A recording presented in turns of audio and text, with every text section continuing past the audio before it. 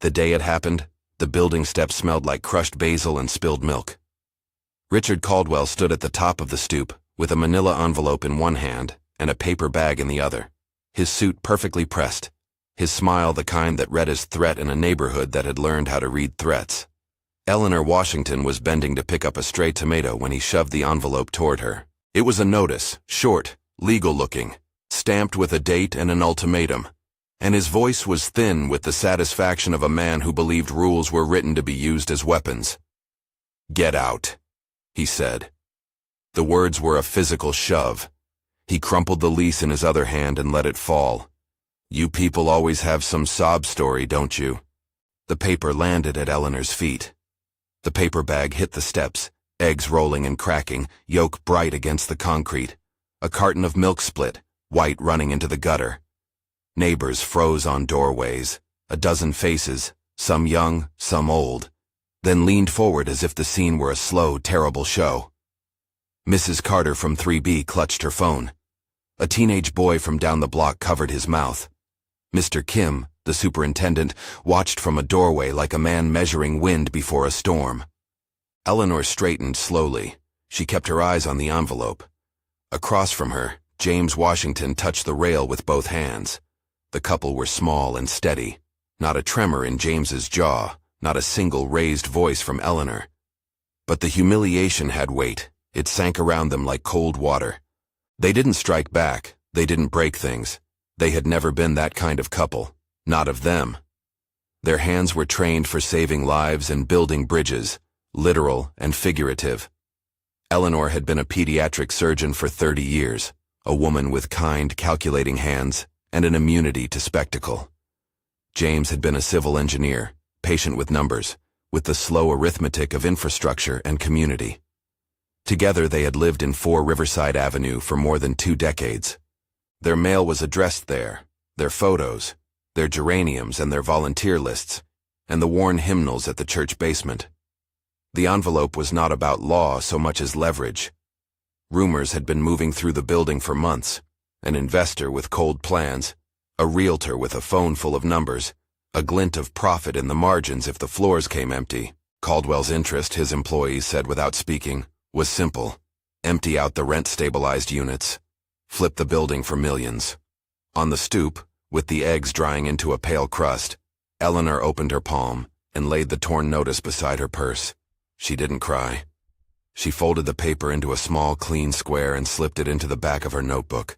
The blue spiral pad she took everywhere like a talisman. On the front was a sticker, "Children First," in faded handwriting from an old hospital program. Inside the first page, in a neat, tiny script, she dated the entry, March 12th. Incident. Lease crumpled on steps. Richard Caldwell. Witnesses.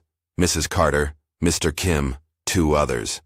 James walked down the steps with a slow, economical grace and gathered what he could. The crate of tomatoes, a battered lemon, the remaining eggs. He set them on the top step as if he were setting a table. The scene was immovable. The humiliation had been recorded now, a fact that would follow them like a bruise. Eleanor closed the notebook deliberately, tucked it under her arm, and climbed the building's narrow stairwell without looking back at the man who had just tried to make the world smaller for them. They began to write everything down. If you met the Washingtons in the early morning, you would find Eleanor on the 3rd-floor landing with a cup of tea, a cluster of geraniums in their usual pots, and the tiny wire mailbox that had collected decades of community notices. James would be at the windowsill, a crossword in hand, pen hovering over a clue. The crossword was how he slowed down. It limned the day with order. In the hallway outside their apartment, photos leaned on a narrow console. Eleanor at a pediatric conference in 1989, James with a hard hat on a winter construction site, their son Thomas at graduation, books under his arm, his face the combination of his parents' stubbornness and their tendency to look at things precisely. Neighbors called them the kind of people who left pans of cookies on doorsteps and signed up for every building potluck. They were known for bringing soup when someone was sick, for driving an elderly neighbor to the pharmacy when the subway was broken.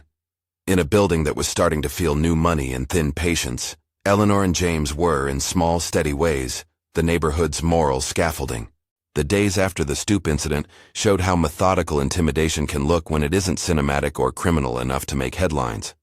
Caldwell sent a letter to every tenant on March 15th, a glossy notice announcing modernization plans, apologies for temporary inconvenience, and a wink toward market-rate conversions. The letter invited residents to a community information session, a line that read like olive branch until someone noticed the date and time, the same evening as the real estate firm's open house. Eleanor wrote March 15th in the notebook. She copied the letter, underlined the sentence about modernization, and circled the phrase, market-rate conversions. She dated every call she made. James kept copies of every note from the building management, stapled to the back of his crossword pages. They began a folder in the bottom of their closet. Receipts, rent ledgers, photocopies of checks, every piece of paper that could be used to make a sequence of days into a chain of intent. Little things began to change. On March 20th at 5:30 a.m., massive jackhammers began outside the building. The noise rolled through the rooms like thunder. Eleanor scribbled March 20th, jackhammers, 5:30 a.m. No notice. On March 22nd, the heat went out. On March 24th, a notice was slid under their door. Violation for unauthorized pet. They had no pet. A camera in the hallway, Mrs. Carter later said, showed a security guard plant a small dog bowl in the doorway of 2C and then leave. These were tactics. A letter here, a withheld repair there, the kind of attrition meant to make living somewhere simply unbearable. Caldwell used contractors who worked without permits, stopped responding to maintenance requests, and sent notices to tenants threatening fines for obscure lease infractions. When tenants complained to the city, they got forms and delays. When they called the police, some officers came and left after a polite conversation. Some made notes that never seemed to reach a supervisor. The Washingtons learned the bureaucratic language of endurance, how to phrase a complaint so it would be logged, how to follow up until someone typed the string of letters that turned a complaint into a file. They also learned how to make the intangible concrete. Eleanor's notebook became a ledger of small resistances, names and times and quotes. March 28th. Mr. Kim said he saw men enter 4A after midnight and take photos of personal files. March 31st. Mrs. Carter provided a clip on a USB, timestamp 03/31/20, 12:13 a.m., security cam outside 4A, shows two men carrying boxes, one photograph clearly of what looks like bank statements. April 2nd.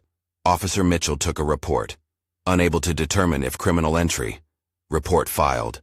The camera footage was a brittle kind of truth.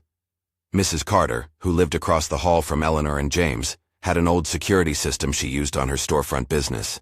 She had been the one to turn it toward the steps the night the men came. Her footage showed a sedan, the back seat piled with brown boxes. It showed a timestamp. It showed two silhouettes moving with the deliberate care of people who believe their actions are sanctioned. In her clip, one of them wore a cap with a small logo that a neighbor later recognized as belonging to a contractor Caldwell had recommended. Caldwell's first public persona was charm. He was smooth on the phone. He smiled for the camera. In a brief profile piece in a local developer's newsletter, he spoke about revitalizing neighborhoods, about bringing value. But among tenants, his charm had a different edge.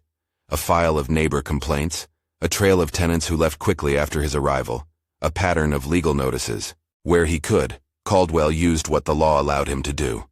Where the law required proof, he used patience and omission, and occasionally, the muscles of influence. He hired Gregory Hamilton to represent him. Hamilton was the kind of attorney who wore a watch the color of tidewater, and spoke with the certainties of someone who'd practiced long enough to prefer persuasion over argument.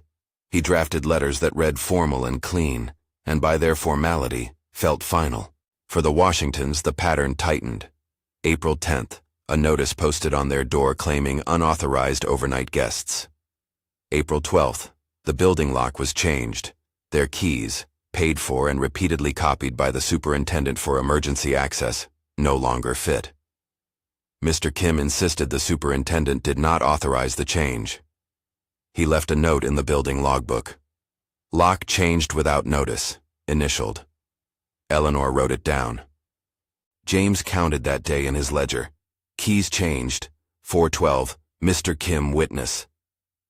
There was a time for outrage and a time for evidence. The Washingtons chose evidence. They started to measure the harassment with a precision that made it less subjective and more a series of actionable moments.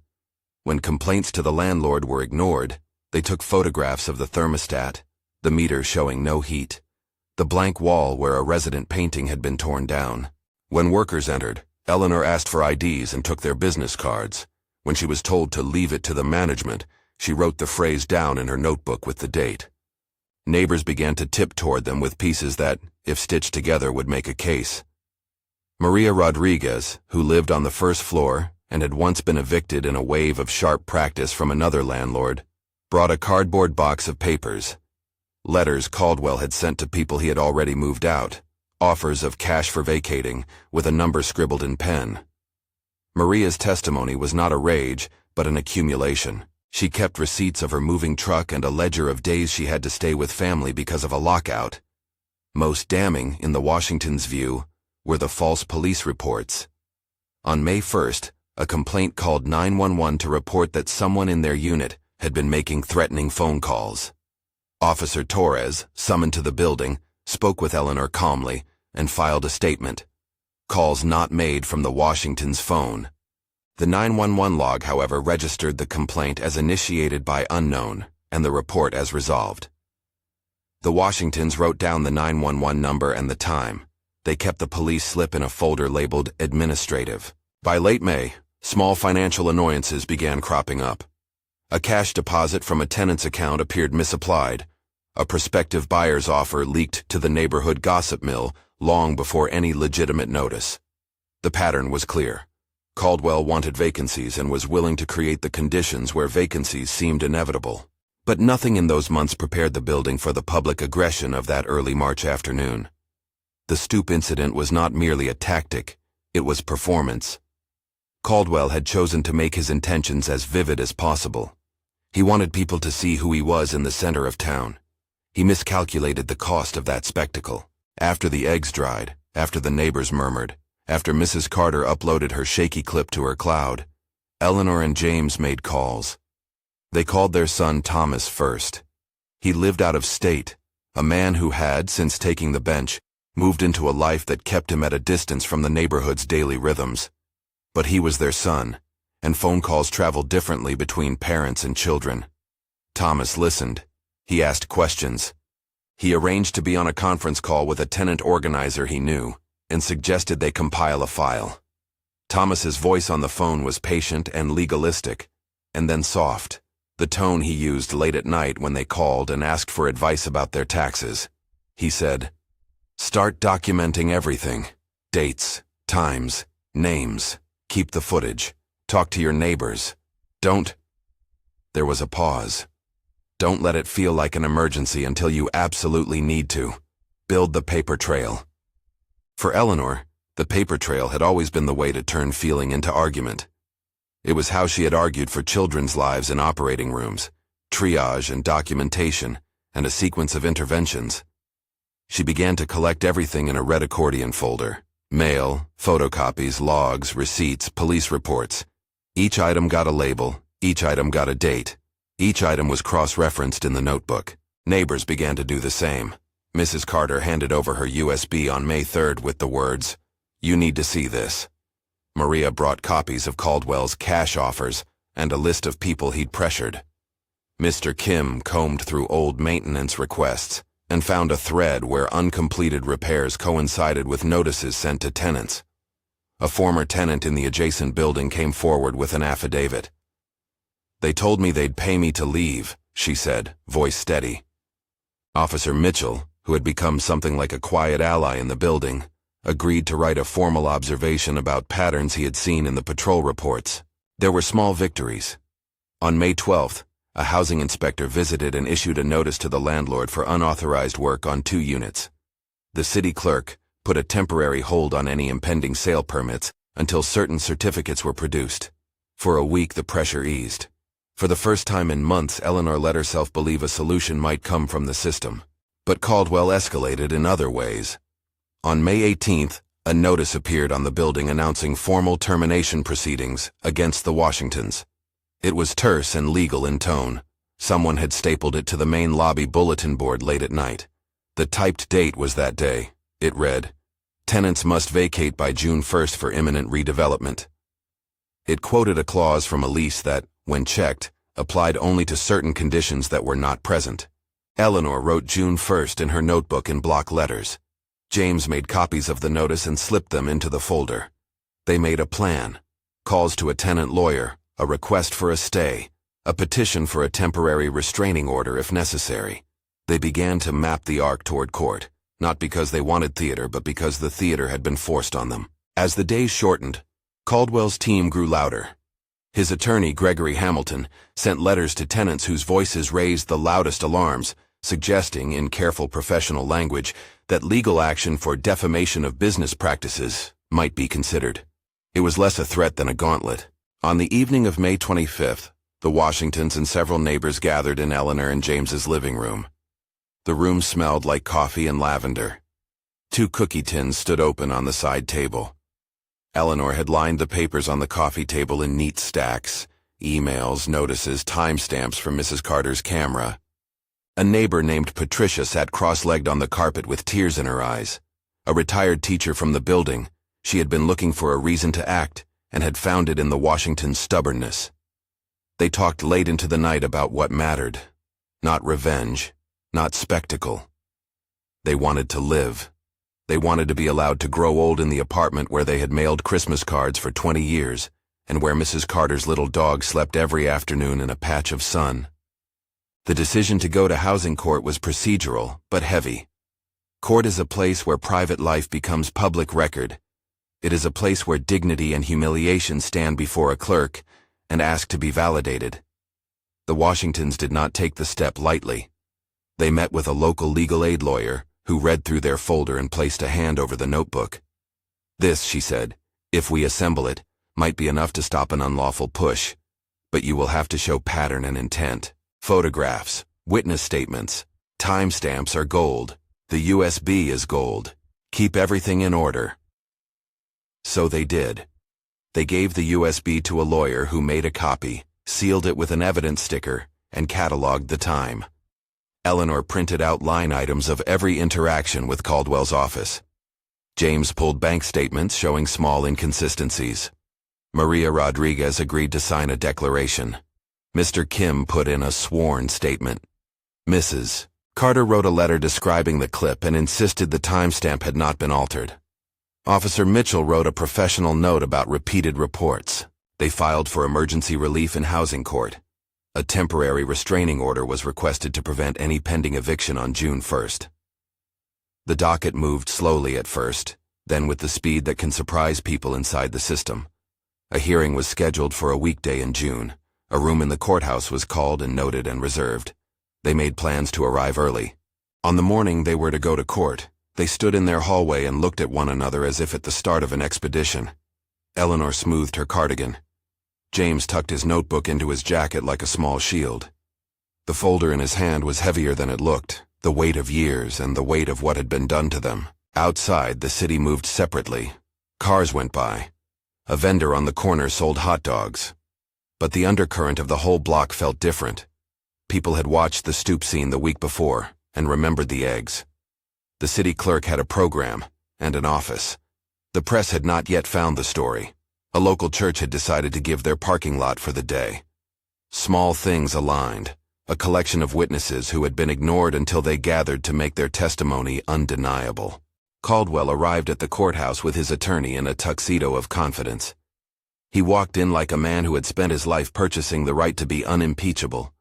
He had prepared his defense, carefully worded statements, a dossier of tenant complaints about age and maintenance that he insisted were neutral and businesslike. His attorney moved with the same calm he used in the real estate panels.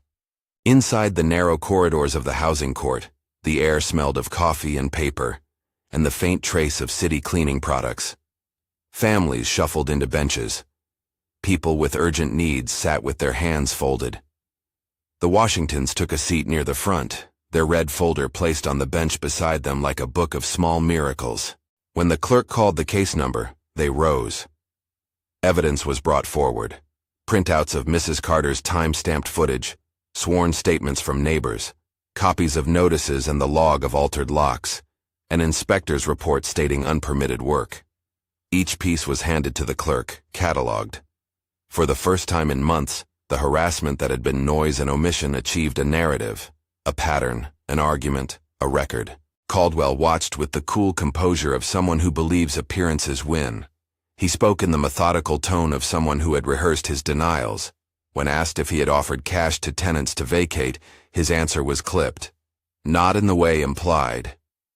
When shown a copy of the cash for vacating offers, his attorney objected, called it hearsay. But the paper was there, a photographed copy in the file, with the date and the signature of a person who had been convinced to leave. The judge called for testimony. Eleanor rose and, with a voice that was steady but edged in a lifetime of unspoken fury, described the stoop incident, the crumpled lease, the eggs on the step. She read aloud a few lines from her notebook, dates and facts, without show. James provided his ledger, his crosswords with marginalia, the list of dates he had recorded. Mrs. Carter handed over the USB, and the clerk clicked a player, and the hallway on the screen showed two men carrying boxes under the midnight timestamp, 03/31/20, 12:13 a.m. Around them, a hush settled. It was not the hush of miracle, but of people recognizing that a private life had been made into public evidence. After the testimony, after the shuffling of papers and the weight of things written in ink and preserved in files, the hearing recessed. Everyone was told to return at a later hour. The Washingtons gathered their coats and walked out into the courtyard, their breath visible in the cool air. They had done what they could. They had turned the slow attrition into a demonstrable chain. They had convinced a room of clerks and an inspector and a lawyer that something systematic was afoot, but they had not yet won. On the steps of the courthouse, James held the red folder and looked at his wife. Eleanor's hands were steady, her notebook closed. In the distance, Caldwell spoke with his attorney, a small congregation of men with careful expressions. Between the two groups there was a stretch of sidewalk that felt like a line in a book that, if crossed, would change the meaning of everything. They would return, appointed time, to see whether the law would do what it was meant to do, protect those who documented their suffering and had the courage to ask the court to see it. The Washingtons walked back to the subway with the quietness of people who know that resilience does not have to look like fury, that the worst part of courage is often patience. If this story resonates with you, consider sharing it with someone who might face similar harassment. Documentation matters. In the days that followed, the dossier continued to grow. Calls were made to the city's housing agency. Mrs. Carter's footage was submitted in full to a records clerk who stamped it and typed a notation that tied it to the inspector's file. A neighbor named Elena found an old ledger in the management office, an inadvertently left record that showed a pattern of incentive payments to certain tenants. It required cross-referencing. The Washingtons worked the way they always had, patiently, meticulously, like people building a bridge plank by plank. The building's pattern started to look less like isolated incident and more like policy. A community organizer called it selective displacement, an unpleasant phrase that fit too well. The evidence showed a consistent thread, notices that preceded tenant departures, contractors entering at odd hours with unknown work orders, a consistent string of market-rate language in letters that hit every unit where a long-term resident lived. Word spread through the neighborhood. A small group mobilized to support the Washingtons. They printed copies of the timeline and passed them out at the church and at the bodega. They pasted dates on the lobby bulletin board like pins on a map. They organized a roster for court days. People who had been keeping quiet watched the Washingtons and thought suddenly that they could be part of something that might stop this for everyone, not only for the couple whose eggs had been stepped on. Yet Caldwell did not withdraw. He intensified his posture. The day before the next hearing, a flyer appeared under the doors of several tenants, unsigned and typed in stern language. Please be advised any obstruction of lawful repairs may lead to penalties under building code. It had the effect of a threat, because it suggested that any resistance would be treated as illegality rather than as defense. The night before the next hearing, Eleanor unfolded her notebook and typed an index into the first page. She listed every exhibit, every witness, and their contact. James placed a fresh pen in the folder. They would be ready. They had world enough, and time not in the romantic sense but in the meticulous one. Time to prepare. When they arrived at the courthouse the next morning, the air was different, sharp with an expectation they could not yet name. Caldwell arrived with a larger presence of attorneys. His parking spot was polished, his expressions more sealed. The Washingtons passed in the corridor by his group. No one said anything. Their paths were like two tectonic plates grinding before event. They sat in the waiting room. Around them, other people waited for other fights. A child clutched a crumpled toy. A man with a cane nodded in greeting. The Washingtons kept their folder between them like a small private altar. Then the doors opened. A bailiff called the case number, and a moment later, with the slow ritual of robe and gavel, the courtroom filled with its peculiar hush. Caldwell opened his mouth to speak. Papers were slid across tables. The clerk read the docket. A head turned in the courtroom almost imperceptibly as the throng watched for the judge to enter. The Washingtons looked toward the bench. Eleanor felt the familiar tightening of being on display. James folded his hands in his lap and waited. What happened then? That long beat before names are spoken, that quiet in which the world sketches itself into shape, would be something neither Caldwell nor the Washingtons could have fully foreseen. The judge rose from her bench, robes swaying, and the room seemed to inhale. A figure entered behind her, tall and composed, a quiet force at the edge of the judicial procession. For a heartbeat, the Washingtons' eyes lagged. For a heartbeat, a recognition moved through the room that was private and then public, that began at the level of a human heart and then became an event. They did not yet know what that recognition would demand. They did not yet know how the word that fell in the moment to follow would twist and reroute the course of the day. But they did know their folder was complete, their witnesses assembled, and the world had, at last, begun to listen. The moment stretched thin in the courtroom like a held breath. The judge had risen modestly, robes a dark, silent tide.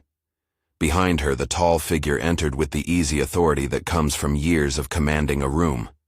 For an instant, the Washingtons saw only the outline, the lean shoulders, the familiar slope of a face grown from their own. Then the name was called, formally as a clerk does, and the bench shifted. The hall listened, as if the next sound might be the hinge on which everything turned. Judge Thomas Washington paused before taking his seat. He glanced down, then across the room, and when his eyes met the couple at the front bench, the courtroom's quiet became sharp. He leaned forward, and the syllables came without ceremony and with total human force. "These are my parents." The line landed like a stone in a pool. Conversation broke into a new language. Stunned silence, the rustle of paper as people realized that the private had just become an undeniable public fact. Caldwell's practiced composure unspooled. The man who had arrived as a portrait of confidence, sharp cufflinks, a tailored coat, turned first white and then the peculiar gray of someone feeling his center of gravity give way. He sank into his chair, a paper bag of certainty collapsing in on itself.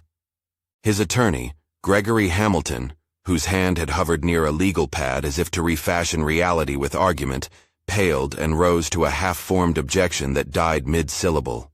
The judge, no longer merely a voice from a bench but a son speaking with the measured authority of a robe, kept her face set to the task.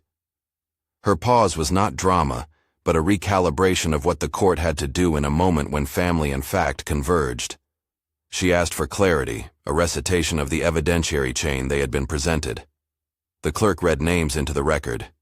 The USB from Mrs. Carter was cataloged again, each timestamp a small, stubborn anchor. The neighbor affidavits were admitted.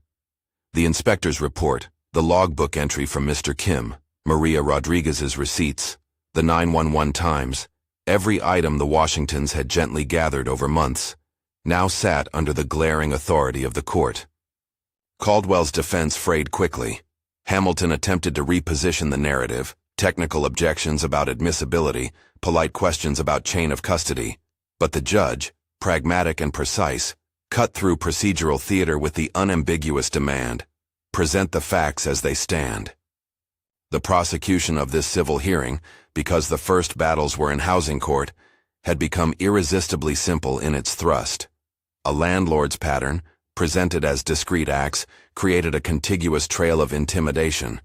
The court could not treat the stoop as a single isolated humiliation when it had been preceded and followed by a constellation of actions designed to eject long-term residents. When the video from Mrs. Carter played on the court screen for the second time, the effect was clinical and devastating. The timestamp read like an accusation. Two men, moving with purpose through a late-night corridor, carried boxes.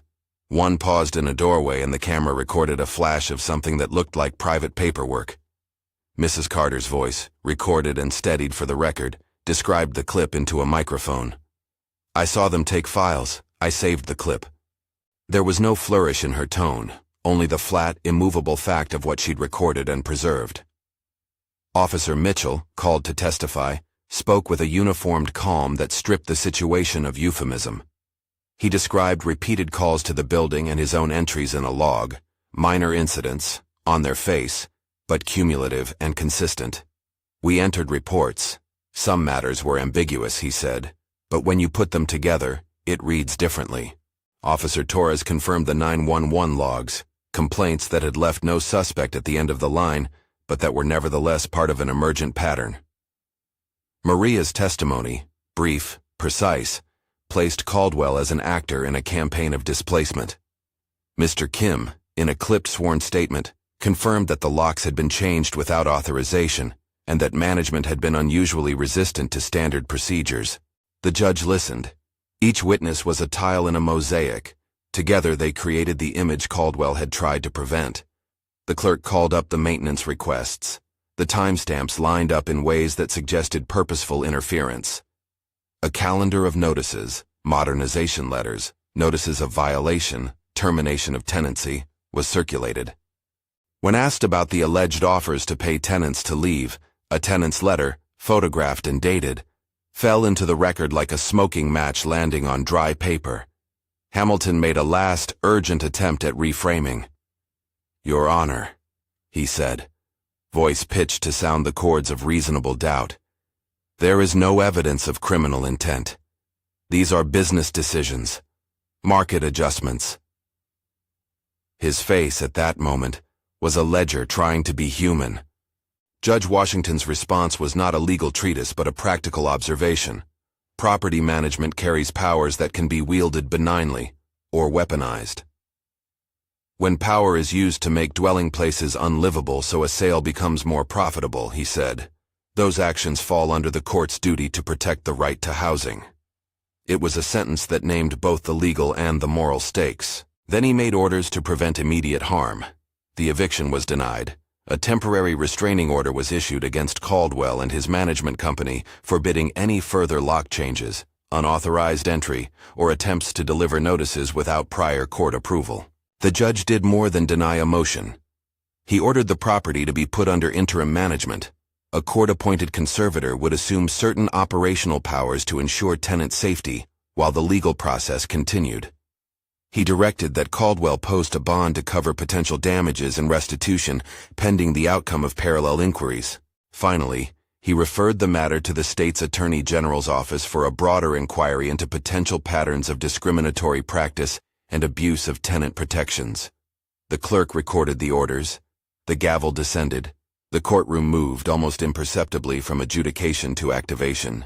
Outside in the courthouse corridor, conversations hummed into something like movement. Caldwell's shoulders hunched as aides whispered about next steps. Hamilton spoke of appeals. The Washingtons held one another's hands as if to lock themselves together against the day's currents.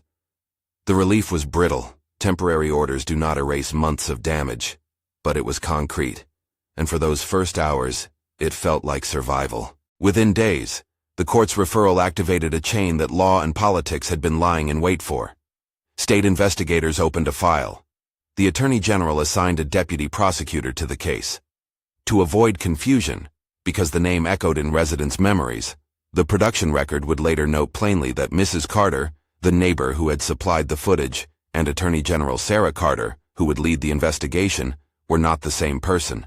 The similarity of names became a small but often recounted footnote in the narrative that the press would call an odd coincidence that made the story's human geography even more intimate. The AG's office practiced investigation like slow, careful surgery. Deputies combed public filings across Caldwell's portfolio. They cross-referenced rent ledgers, eviction filings, permit applications, and sales offers. Forensic accountants tracked the transfers and incentives. What began as a complaint from a single building snaked wider. Patterns appeared in property records, similar letters sent to other long-term tenants, contractors hired at similar midnight hours, a shorthand language of modernization that repeatedly accompanied incentives for vacancy. Former tenants came forward, not always eager to tell their stories but compelled by the weight of evidence and the promise of formal scrutiny. The AG's subpoena power brought documents Caldwell had thought safely dispersed back into a legal frame. Emails emerged between his office and brokers discussing clearing units before a sale. Internal memos referenced disruption timelines. Those phrases were benign on their face. In context, they read as a playbook for displacement. The state's Civil Rights Division reviewed complaints of targeted conduct. The U.S.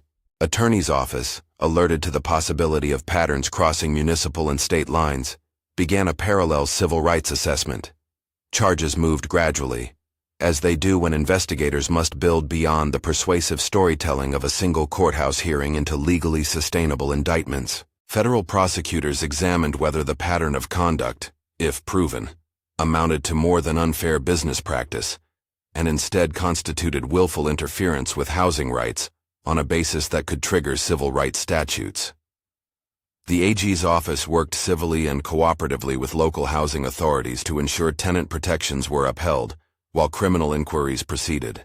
In the weeks and months that followed, Caldwell's public posture shifted from defiant to defensive. Media coverage gathered, first local, then regional.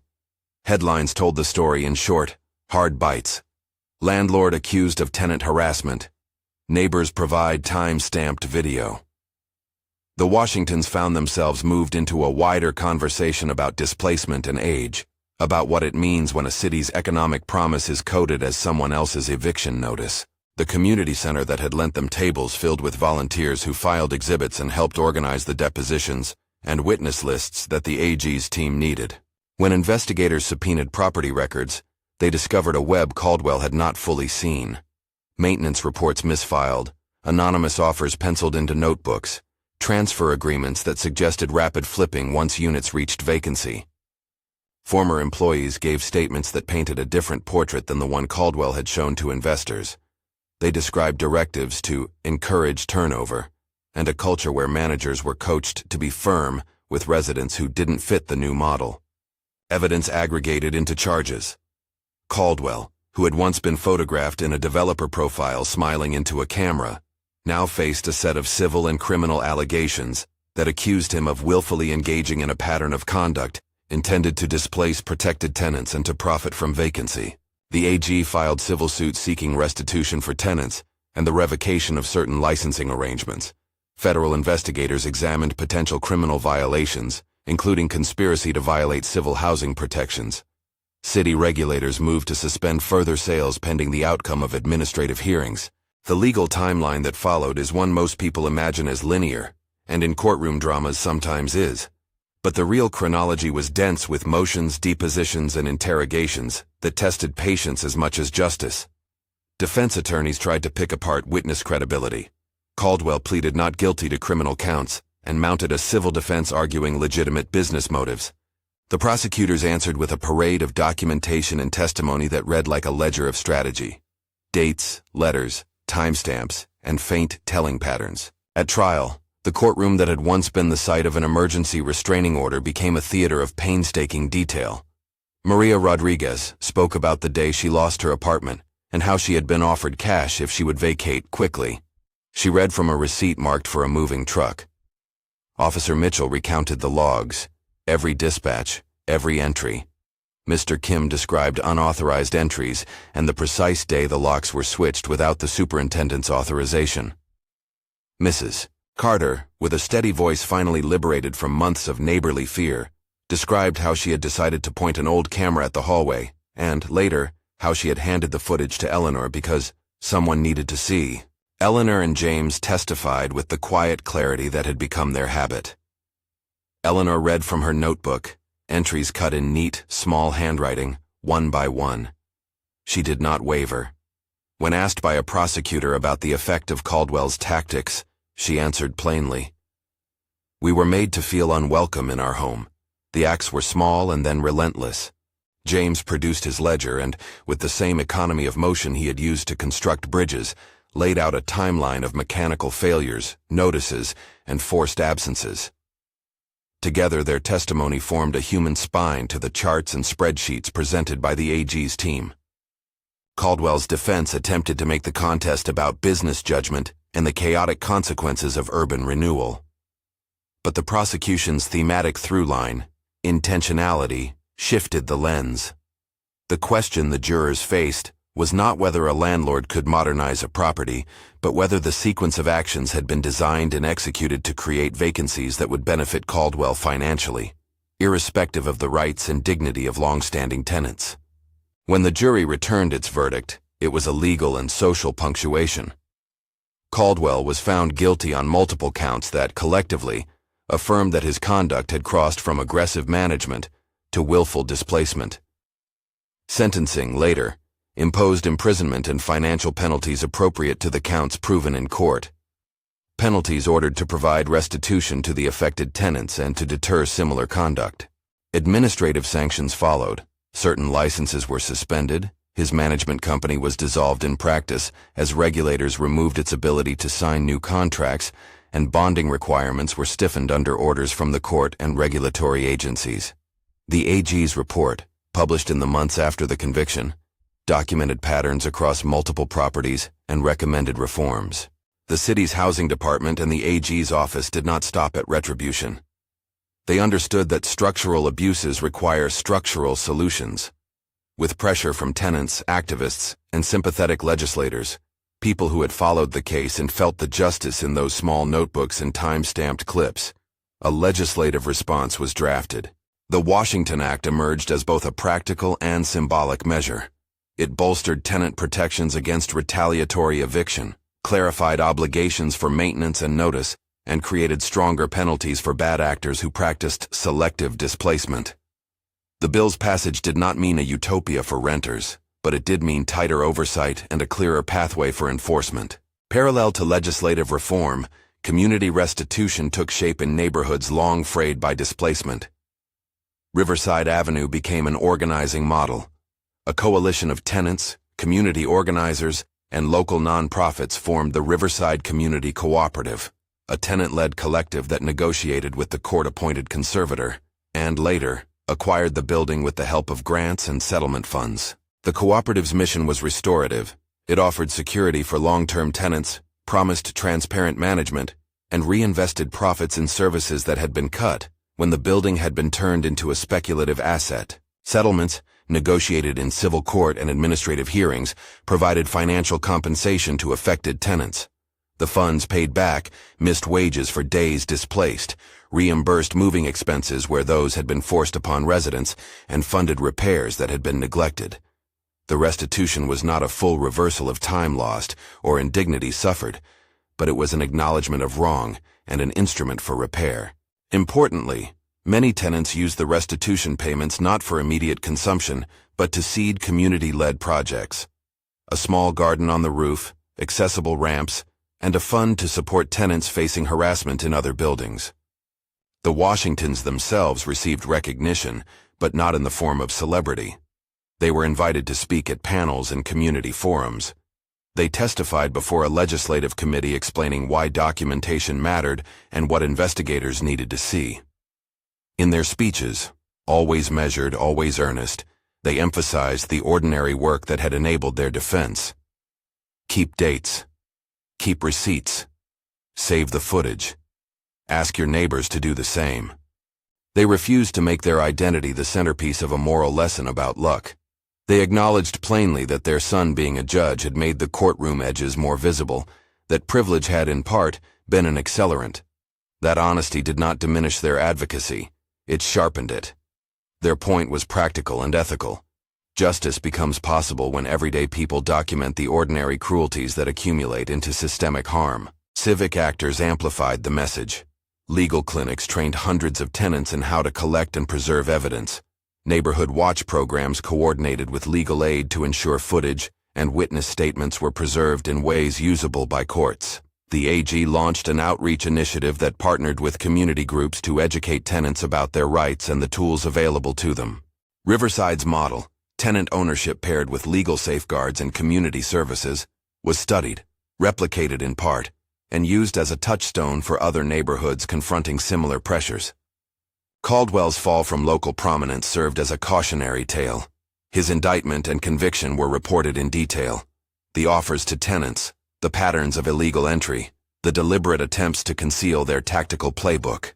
Those facts, laid bare in court and lit by reporters and public documents, became instructive rather than sensational. Reporters who had once admiration in their bylines now narrated the harder truth.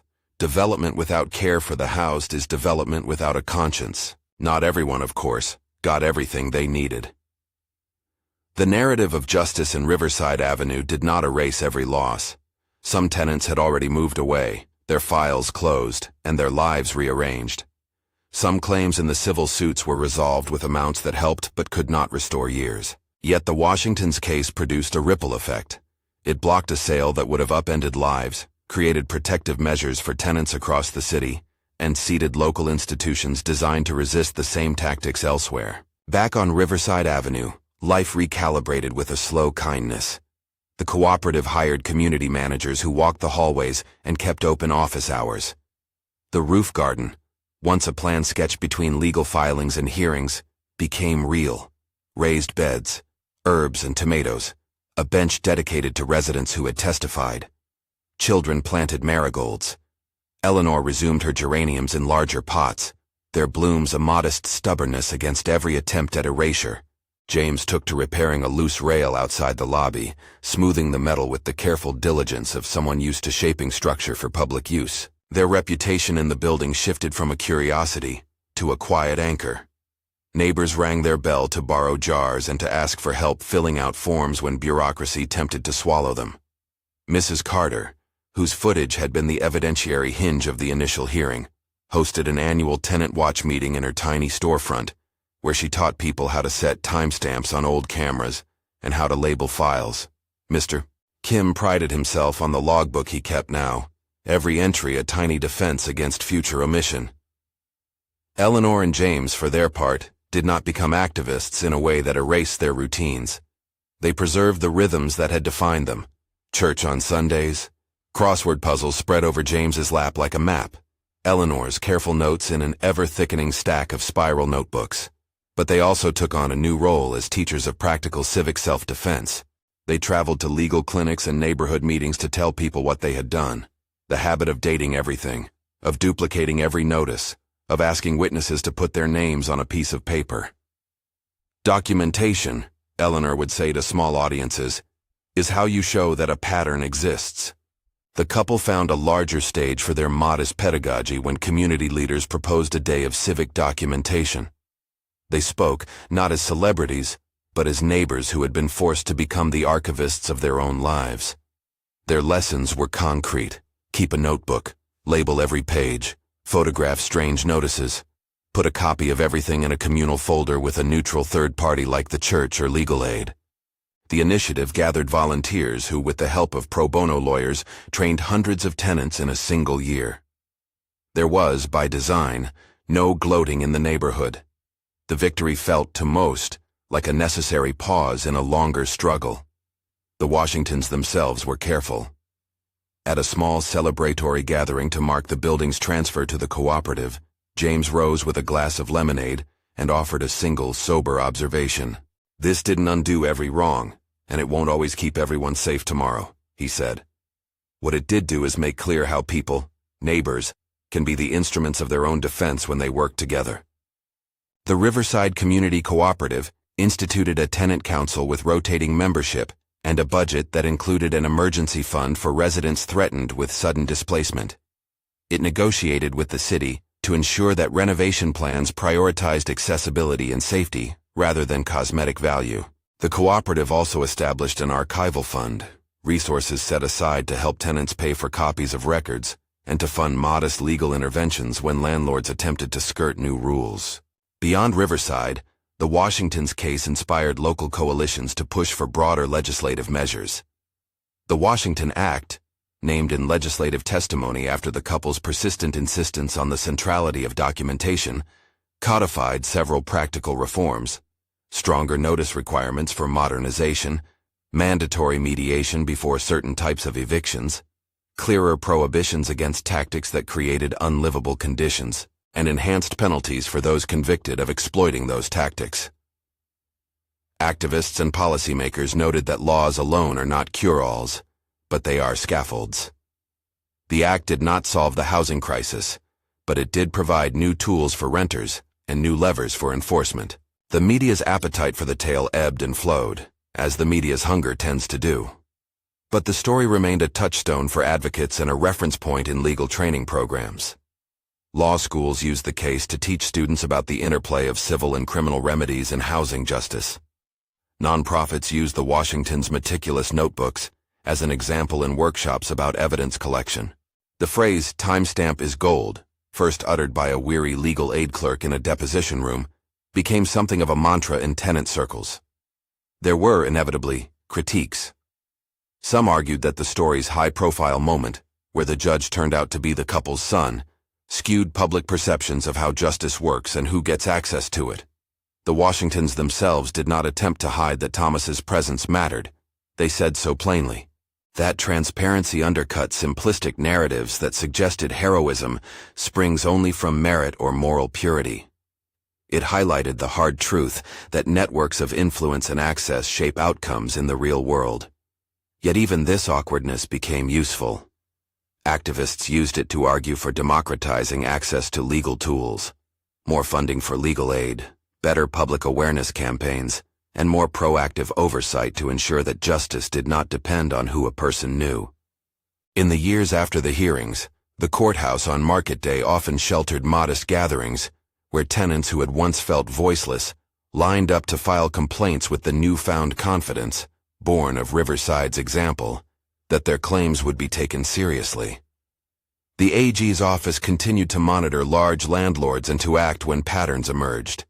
The city added a wraparound service in certain neighborhoods, mediators who could intervene before notices turned into lockouts, repair squads that would address withheld maintenance more quickly, and tenant advocates who could help preserve records in city databases. Eleanor and James grew older in ways that were both quiet and visible.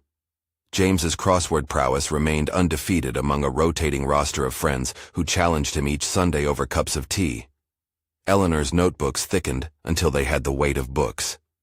They resumed their small acts of service, meals for neighbors in illness, rides to the pharmacy, a steady presence at the community potluck. Children who had once watched the stoop incident from a distance now played under the banner of a cooperative that insisted on safety and inclusion. On a late summer afternoon, months after the legal dust had settled into policy and practice, Eleanor and James sat on their small balcony and looked out at the building's roof garden. Tomatoes were nearly ripe. A child from the third floor tugged at a vine. A neighbor pushed a stroller down the sidewalk. A small brass plaque installed with funds from a community settlement read, "In honor of tenacity, memory, and neighbors who keep watch." The plaque was private and public at once, a modest marker that a place once threatened with erasure had chosen to remember rather than forget. They spoke little. Words had been their tools for months, dates, lists, statements. Now silence felt like a different kind of sharing. Eleanor turned a page in her notebook and wrote down a thought, methodical handwriting even in repose. James reached across and smoothed a wrinkle in a tablecloth with the same deliberation he'd used on a bridge girder. They had, in the end, preserved the things that had always mattered: their home, their sense of dignity, their neighbors. Their advocacy continued in smaller, practical ways. They volunteered at legal clinics, showing tenants how to make a single, ordinary piece of evidence into part of a chain of proof. They testified, when asked, before local councils about the human stakes behind notices and return dates. They never claimed that their story was universal. They were careful to say repeatedly that many people do not have the time, energy, or networks they did, and those people deserved the protections the law now more evidently promised. From time to time, a reporter would ask if they felt justice had been done. Eleanor, her voice habitually even, would answer that justice is a process, not a punctuation mark. "We had a result," she might say, "but the work is what follows." Justice means repair, yes, but it also means vigilance. James would nod, adding, "and paperwork." The small laugh that followed usually eased the moment. The joke was not about the bureaucracy, but about the humble power of keeping records. A ledger, a timestamp, a neighbor's smartwatch that recorded noise at 5:30 a.m. and refused to let a single morning's demolition be ignored. The Washington story found its way, then, into a larger civic grammar. It was a story about how ordinary tools, pens, cameras, neighbors, could be marshaled against systems that reward silence and inattention.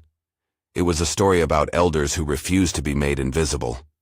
It was a story of a son who, with the impartiality demanded by a courtroom and the love of a child toward his parents, pronounced a fact that unlatched a series of formal responses. It was a story of a community that, slowly and collectively, decided to keep the record straight.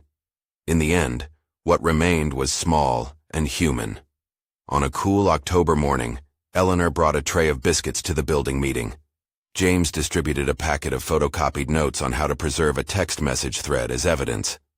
Children from down the block watered a communal herb bed.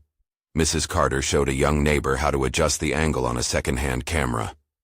The cooperative held an annual day they called Log Day, an ordinary ritual where people learned to file paper and photograph notices properly, with pro bono attorneys on hand to help. When asked what advice they would give to renters, short practical counsel that could live on a sticky note in a kitchen drawer, Eleanor would say, without drama, "Write the date, keep a folder, ask a neighbor to sign a note, save the video, tell someone outside your building." James would add in his gentle, exacting fashion, "Numbers matter. Put times next to dates. Keep copies. You are building a bridge that the court can walk across." Outside the formalities and the policy gains, there was recovery in the small things. The Washingtons returned to their daily rituals and to the particular pleasures of life that had sustained them for decades. They read, they planted, they argued mildly about crossword clues. Their son, after the trial and the public scrutiny, resumed his duties on the bench with the quiet decorum of someone who had learned the cost of public service and the fragility of private life. He visited on slow afternoons, carrying a bag of groceries and listening without judgment, as neighbors stopped by with small updates and requests for help filling out forms. And yet, both Eleanor and James carried the trace of those months with them, like a scar that reminds but does not define. They had been made to feel small, and had then refused the reduction. They had found allies in unlikely places, a neighbor with an old camera, a superintendent who was quietly scrupulous, a prosecutor who believed in asking questions no matter how small. They had found that the law, when pressed with precise, mundane facts, could serve as a shield. The story of the Washingtons spread not as a tale of miraculous rescue, but as a practical template. Neighbors keeping time, a community choosing to see one another, institutions stepping in when private power became weaponized. Their victory was not absolute, but it was real. It left behind better protections on paper, a cooperative that answered to residents instead of investors, and a neighborhood more inclined to notice the small cruelties that can, if ignored, accumulate into dislocation. On a late afternoon, as the sun lowered and the building's geraniums threw long, tidy shadows across the stoop, a young couple paused outside and stared up at the brass plaque on the wall. They compared notes, their faces lit by curiosity and a touch of gratitude. Inside, Eleanor and James watched from the window and exchanged a look that needed no words. The world around them remained messy and sometimes unjust. But for that moment, one of countless small domestic instants, their house felt like a harbor, hard-won and steady. If you want to help protect people facing housing harassment, consider supporting your local fair housing organizations and learn how to document incidents, the small acts of record-keeping that make justice possible.